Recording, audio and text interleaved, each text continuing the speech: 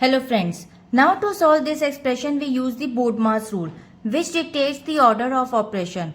First, B stands for bracket, small bracket, curly bracket, then square bracket O. O stands for of, we convert into multiplication, square roots, cube roots and exponents under O. D stands for division, M stands for multiplication, A stands for addition, S stands for subtraction. According to this BODMAS sequence, we break it down this expression by the step-by-step solution. Now first, we solve the brackets, innermost parentheses. First, we solve the innermost brackets, 11 plus 11.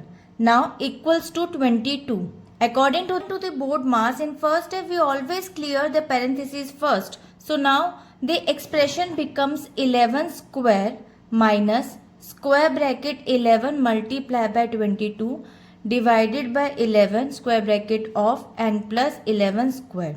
Now the second step says orders, powers. As you can see, there is a powers and orders. We calculate exponents first. Now 11 multiplied by 11 equals to 121.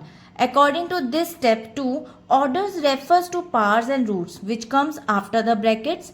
Now the expression becomes 121 minus square bracket 11 multiplied by 22 divided by 11 plus 121. Now third step, inside the square brackets, division and multiplication. Now we simplify the term inside the square brackets.